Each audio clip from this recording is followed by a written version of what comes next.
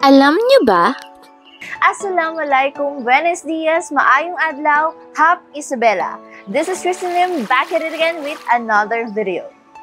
Ang pamahalaang lungsod ng Isabela sa pamamagitan ng Business Permits and Licensing Office ay isinasagawa ang 14-day Business One-Stop Shop o BOSS sa ground floor lobby ng Isabela City Hall.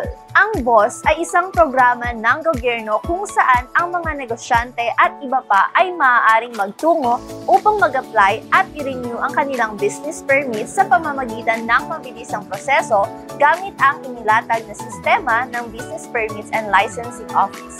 Ang aplikasyon ay magiging bukas for 14 days tuwing Enero ng taon sa Business Permits and Licensing Office na matatagpuan sa ground floor lobby ng Isabela City Hall. Dapat ay ihanda ng mga aplikante ang mga kinakailangang dokumento upang mapabilis ang proseso ng inyong aplikasyon.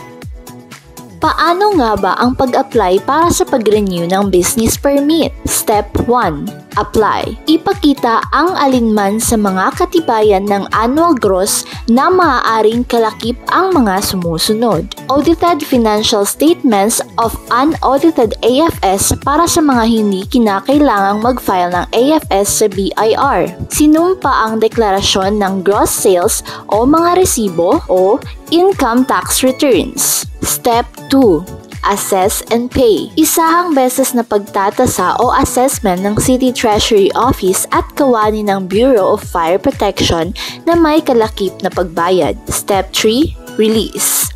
Paglalabas ng business permit. Paano naman ang pag-apply para sa bagong business permit? Step 1. Apply. Ang sumusunod ay ang mga kailangang paghandaan para maka-apply. Katunayan ng rehistrasyon, katunayan ng karapatan para gamitin ang lokasyon bilang business address, location plan o sketch ng lokasyon ng negosyo, at fire safety inspection certificate for occupancy na mula sa Bureau of Fire Protection. Step 2. Assess and pay. Isahang beses na pagtatasa o assessment ng City Treasury Office at kawani ng Bureau of Fire Protection ng may kalakip na pagbayad. Step 3. Release. Paglalabas ng business permit.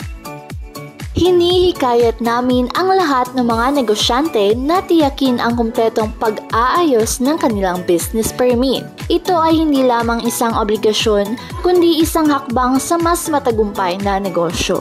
Sa pagkakaroon nito, hindi lamang kayo maprotektahan, kundi magiging daan ito sa pag-unlad pa ng ating lungsod ng Isabela.